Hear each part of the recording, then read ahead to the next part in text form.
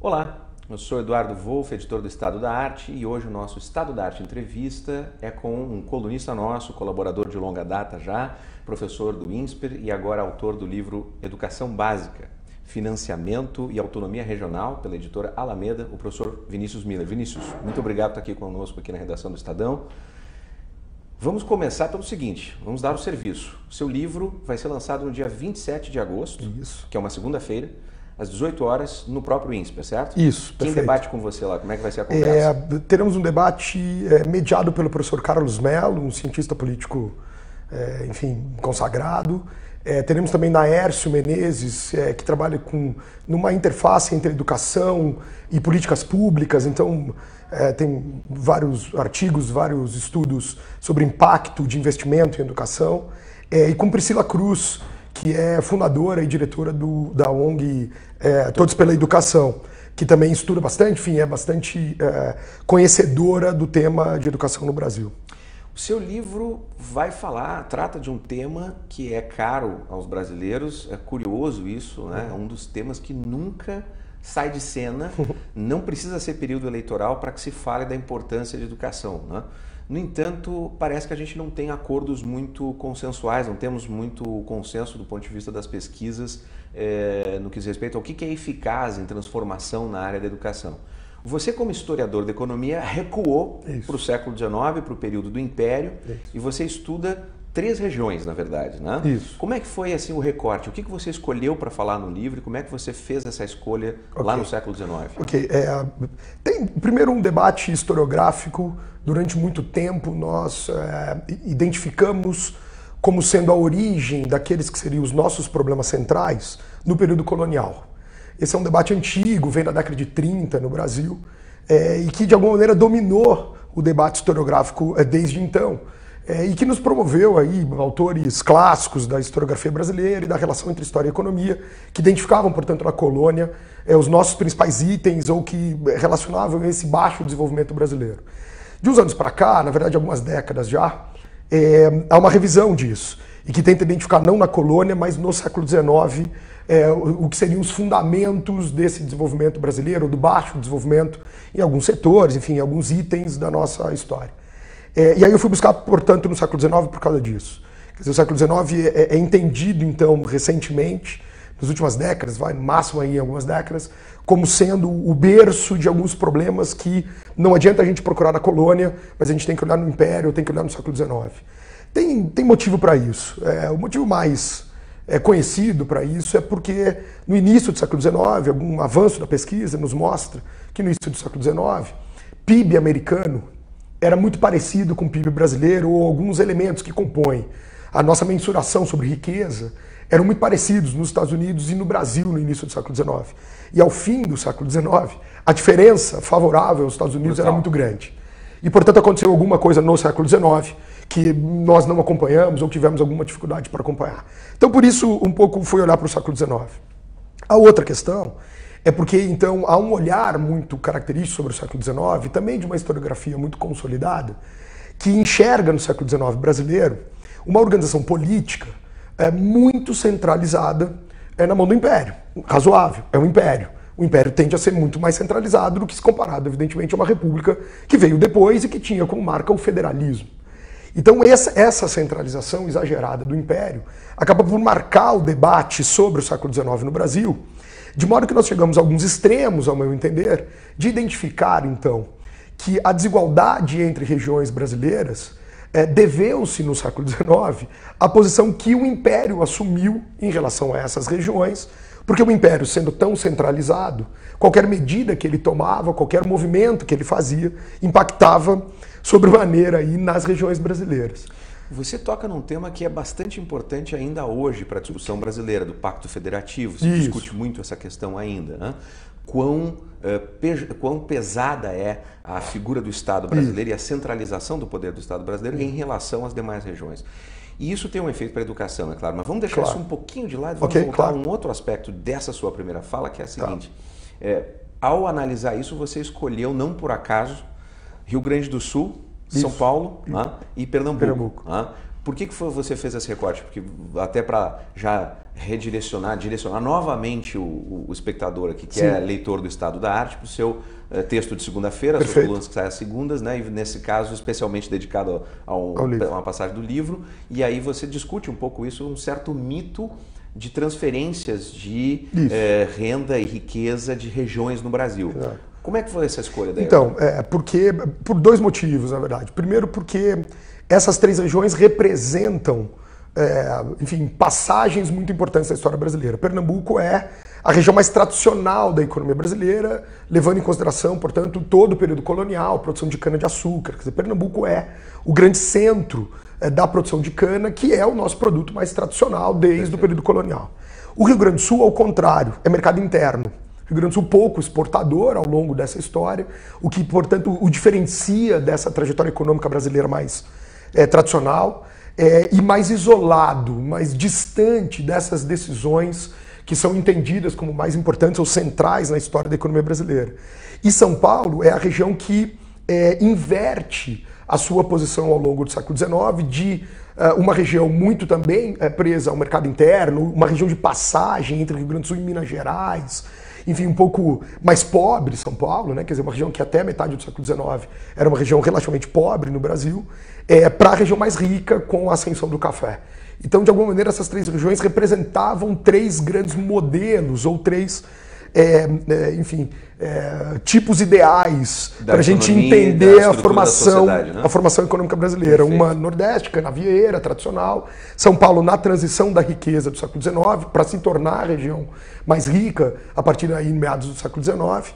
E Rio Grande do Sul mais estável no seu desenvolvimento econômico ao longo do tempo, mas muito longe daquelas que seriam as características mais centrais ou mais gerais da economia brasileira, porque pouco exportador ou porque é mais ligado ao mercado interno. Pecuária, gaúcha, enfim, sempre diferente um pouco na sua estrutura e na sua formação. Então, a escolha das regiões um pouco por isso. Esse detalhe que eu falo aqui, que é a transição de uma riqueza que era muito concentrada ou na cidade do Rio de Janeiro, que é a corte, e aí a concentração é imensa, ou no Nordeste, Bahia e Pernambuco, as duas regiões mais ricas, por conta dessa tradição que vinha da colônia e cana-de-açúcar, essa passagem, portanto, que dá a São Paulo a dianteira a partir de meados do século XIX, também me incomodava. Me incomodava como pesquisador, como historiador, quer dizer, claro, o que acontece para que São Paulo consiga dar esse salto e manter esse desenvolvimento por mais 150 anos, porque São Paulo continua tendo cerca de 1/3 do PIB, e isso remonta a esse take-off de São Paulo, essa decolagem de São Paulo em meados do século XIX. Tem a ver com café, mas tem a ver com outras coisas também. Quer dizer, tem um outro ambiente que pode ajudar a entender, ou ajudar a explicar por que São Paulo consegue fazer essa transição.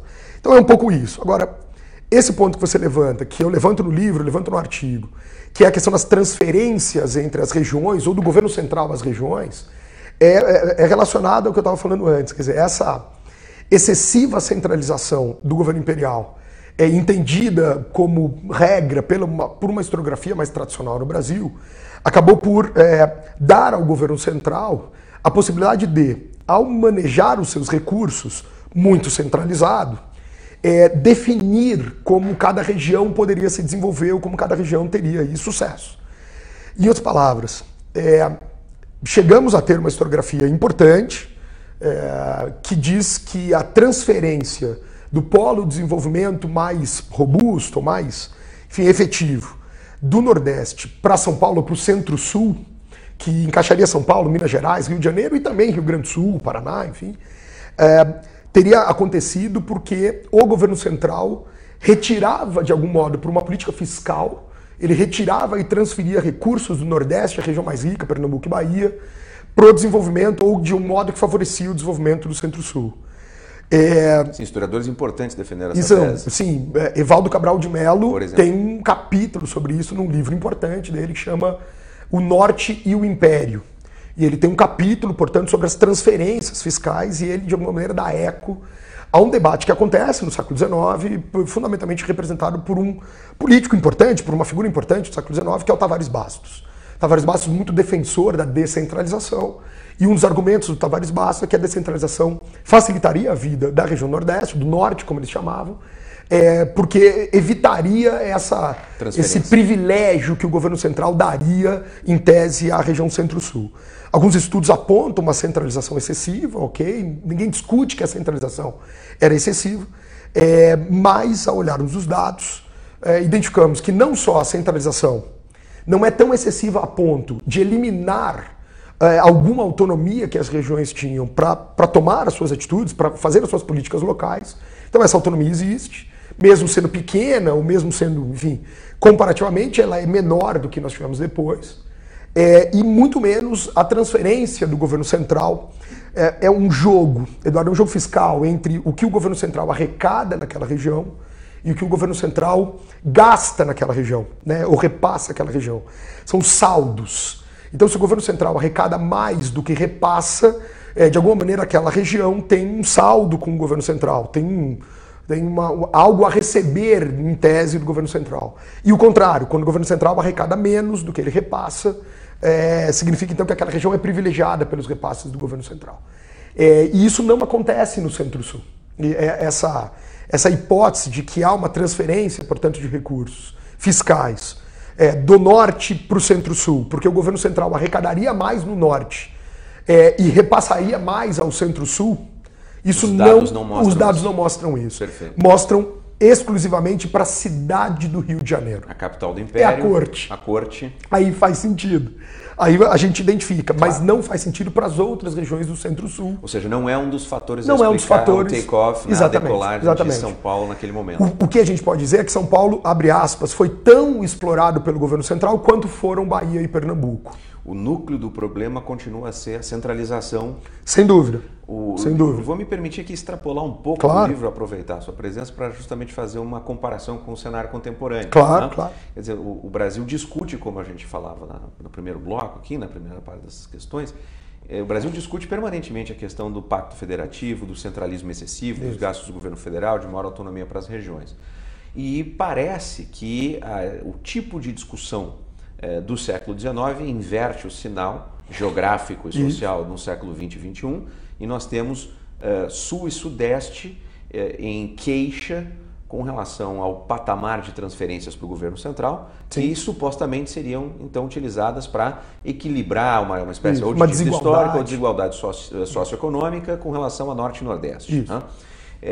Você poderia fazer um paralelo dizendo que, na verdade, o nosso gargalo continua a ser não essa transferência, mas a centralização? Isso parece... Há dados sobre isso? Sim, a centralização é excessiva. Sim. A centralização é excessiva de fato. Mas o que eu tento apontar é que essa centralização excessiva não elimina a autonomia e a responsabilidade das regiões em manejarem os seus recursos locais. E um caso daí que você escolhe, o caso de estudo que você escolhe dessa autonomia é o do investimento em educação. Do planejamento na área de educação. Sobretudo educação básica. Educação básica, por dois motivos. Na verdade, por três motivos. Primeiro, porque a educação básica sempre foi responsabilidade das regiões. Perfeito. E não do governo central. O governo central tem pouca responsabilidade até hoje sobre a educação básica. O governo central se concentrou ao longo da nossa história na educação superior. Isso está na Constituição de 1824, Constituição do Dom Pedro I. E isso se reproduziu ao longo do tempo. Então é um tema característico na nossa história das regiões e, portanto, se eu queria olhar como as regiões se comportaram, esse era um tema, portanto, importante para isso, relevante para isso. A segunda questão é que durante o século XIX que essa importância da educação básica aparece como política de Estado em outras partes do mundo. É o grande, de novo vou usar o termo, take-off da educação, não só no Brasil, na verdade no Brasil muito pouco, mas em outras partes do mundo. O século XIX é o período de universalização de acesso à educação básica e média, sobretudo nos países europeus mais desenvolvidos. Exatamente. E os Estados Unidos acompanham isso razoavelmente bem. Isso, o Canadá também, o Canadá ainda colônia, ainda preso à Inglaterra, mas o Canadá também faz isso, ou no começo do século ainda preso à Inglaterra, depois o Canadá já independente, mas alguns países de fato, ou essa diferença é muito nítida entre países europeus. Então, só para a gente ter uma ideia, os americanos chegam a ter, na virada do 19 para o 20, aproximadamente 1900, 1910, na primeira década do século 20, os americanos chegam a índices de 90% de alfabetização da sua população. O Canadá já tinha esse índice um pouco antes. E qual é o nosso índice no período, aproximadamente? Na casa dos 20%. 20%. Na casa dos 20%. A gente vira o século com aproximadamente 20% de taxa de alfabetização entre a população brasileira, com recorte de idade, né? Quer dizer, a partir de 10 anos de idade, ou a partir daquilo que era considerado idade escolar. Perfeito. Algumas pesquisas dão conta de 7 anos de idade, algumas pesquisas usam 10 anos de idade, mas de qualquer modo, usando esse recorte, a gente ficava na casa dos 20% de alfabetização. Não que o dado de alfabetização seja o mesmo de escolaridade, são dados diferentes. Mas, de alguma maneira, como é difícil separá-los com os arquivos que nós temos e os dados do século XIX, então a gente acaba por aproximá-los. Então, o Brasil tem um atraso muito grande, mas esse é um tema muito importante para o século XIX. E o que me incomodava é que ninguém falava disso como determinante do nosso desenvolvimento de longo prazo. Quer dizer, então o problema era manter a exportação, o modelo exportador, então vamos fazer indústria. O problema era a centralização excessiva, o problema era a transferência de recursos, mas não como nós tratamos a educação. E isso parece ter um certo ar muito característico das investigações intelectuais, assim, do debate público brasileiro, né? Que é procurar explicações macro, assim, explicações muito genéricas, né? Então, tomadas de decisões do governo, mas sempre num sentido muito amplo de querer beneficiar este em detrimento daquele, ou então interferências externas, né? Ou a espoliação imperialista ou da metrópole com relação à colônia, e nunca a análise de como vão se desenhando as instituições e as tomadas de decisões particulares, né? Isso você acharia que é uma descrição de um vício do nosso debate? Sem dúvida. E eu vinha olhando para isso a partir de algumas pesquisas menores que eu fiz ao longo da carreira, enfim, que mostravam isso, quer dizer, preparações institucionais mais localizadas no Brasil. Então, como é que a região de São Paulo organizou as suas leis durante um período relativamente restrito no século XIX, e quanto que isso ajudou a São Paulo a se organizar com as suas questões constitucionais, locais, jurídicas, investimentos e desenvolvimento. E não grandes tomadas de decisão pelo governo central. É um pouco isso. Essa excessiva centralização acabou por esconder ou nos tirar a possibilidade, não tirar, estou exagerando, mas deixar menos evidente para nós, pesquisadores, a possibilidade de entender a partir de uma história um pouco mais regional, um pouco mais local, que pode dizer tanto quanto as decisões do governo central sobre o desenvolvimento das regiões. É um pouco isso. Então, olhar para a formação institucional e essas diferenças dessas formações, no limite que nós tínhamos autonomia, quer dizer, até onde essa autonomia de fato existiu. Negando um pouco essas grandes explicações, Perfeito. Principalmente aquelas que jogam para a questão externa, Perfeito. Os nossos problemas internos, né? Mas deixa eu agora passar, então, justamente a um ponto que é um pouco o coração desse tipo de dado que você conseguiu explorar, né? O que você encontrou em termos de tomada de decisão local, autônoma, por exemplo, com relação à educação no Rio Grande do Sul, para a gente comparar depois com São Paulo e Pernambuco? Ok. Então, a primeira questão que eu estava muito preocupado era que, como pouca gente falava disso, que essa não fosse uma questão importante. Ou seja, que as pessoas do século XIX não falassem disso. Não estava no horizonte Não estava no horizonte delas. E me surpreende o quanto estava. Porque quando vamos para os documentos, para os papéis do século XIX, essa discussão aparece o tempo todo. A consciência dos homens públicos, a consciência daquelas pessoas que, de alguma maneira, tratavam disso ou que decidiam essas questões de investimento, de recursos, nos governos brasileiros, seja no governo central, seja nos governos regionais, era uma consciência altíssima.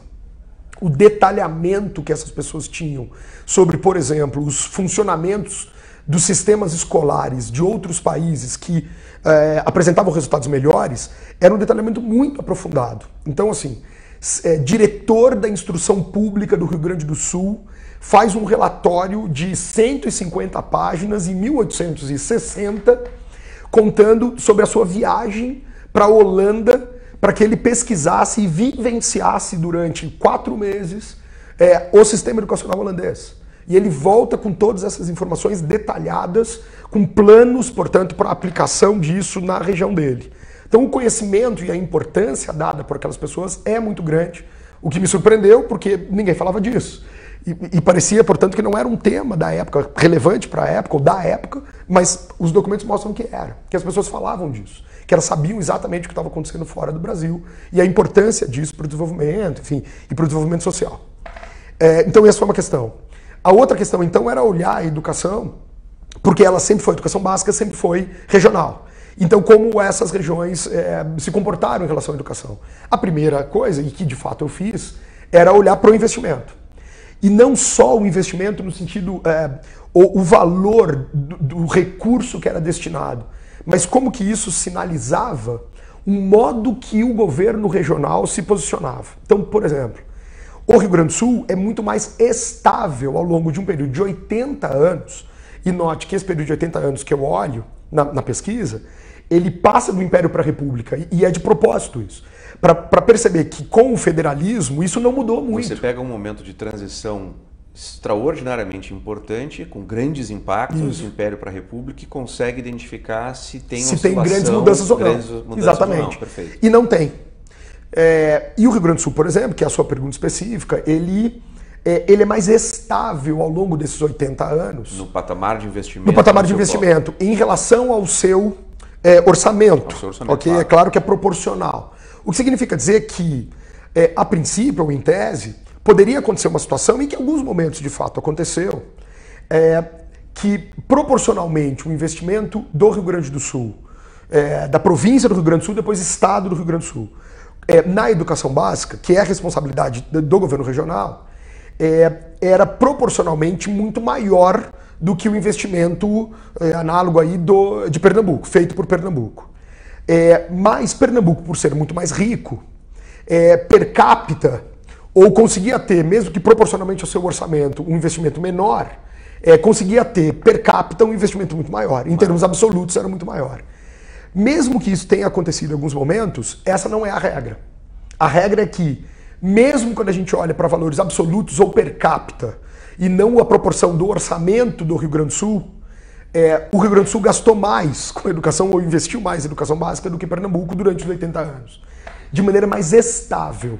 O Rio Grande do Sul mantém esse gasto nos 80 anos com poucas oscilações. Tem oscilação, claro, evidente, mas ela é pequena. No final das contas, a curva ela é linear, suave. ela é suave. Muito suave. Exatamente. Em Pernambuco, não.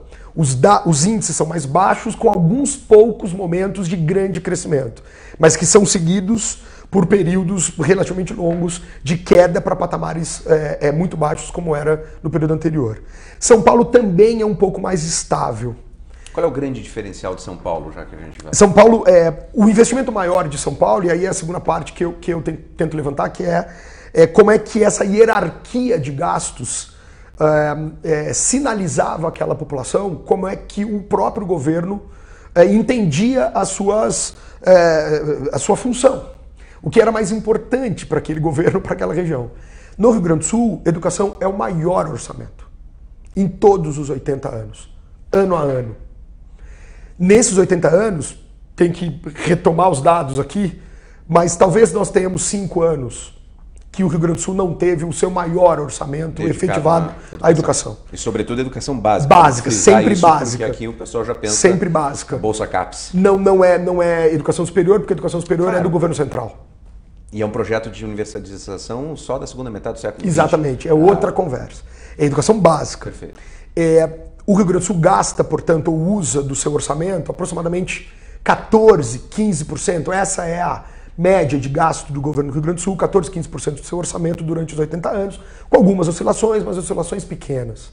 São Paulo gasta na casa dos 11%, 10, 11%. Pernambuco gasta na casa dos 4, 5%.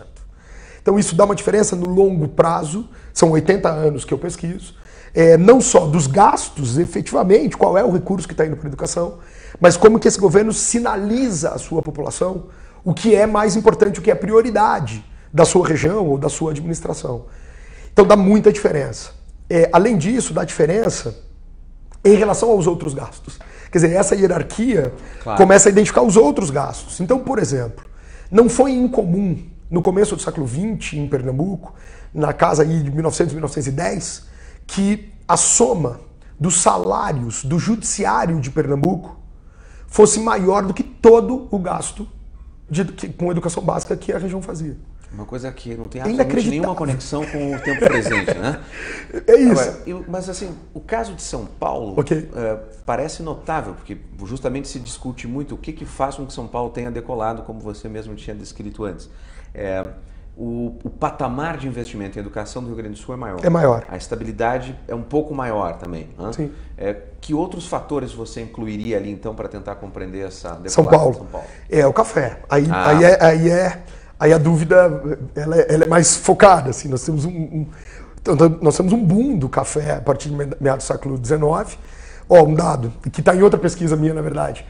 1850, na verdade o ano fiscal era metade do ano até metade do outro. Agora nós trabalhamos com janeiro, dezembro. Claro. Eles usavam junho, 1º de julho, 30 de junho do ano seguinte.